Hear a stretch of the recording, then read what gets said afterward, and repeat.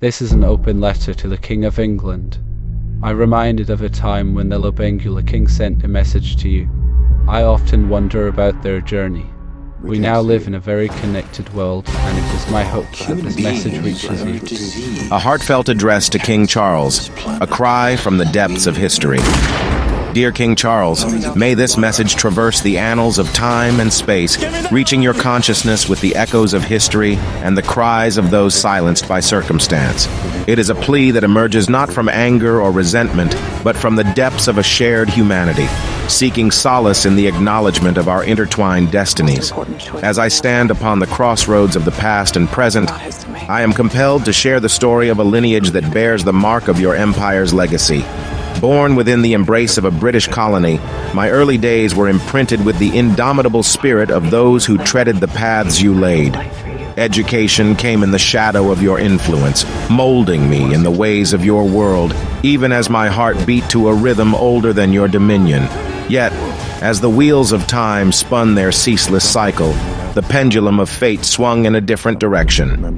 The colony, once a canvas upon which your ideals were painted, was returned to the hands of those who had cherished it for generations beyond memory.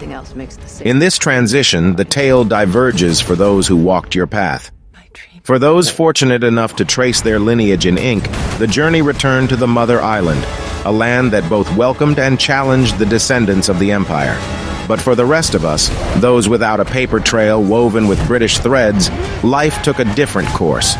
We became the fragments of history caught between epochs, navigating a world built upon the dreams of freedom, from which we were paradoxically excluded.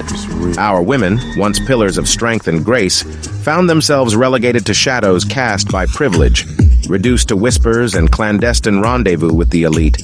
Their stories became enmeshed in a tapestry of secrecy and longing.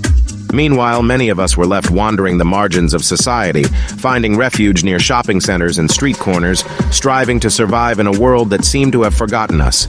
This narrative of loss, pain, and invisibility is the legacy we bear, the aftermath of choices made by leaders of a bygone era.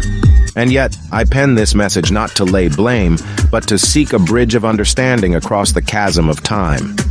The Lancaster Agreement, an emblem of historical decisions, inadvertently set the stage for destinies shaped by a threadbare narrative, leaving some of us in the periphery of opportunity.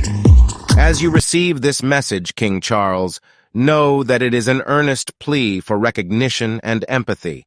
It is an invitation to embrace the full breadth of history, transcending borders and the constraints of time. Let us embark on a journey of collective introspection, where the scars of the past serve as stepping stones toward a future that embraces all voices. In this dialogue, I humbly beseech you to listen to the echoes of history and the aspirations of those whose stories were never fully told. May our shared humanity become the foundation upon which we build bridges of understanding, mending the fractures that time has etched into our world.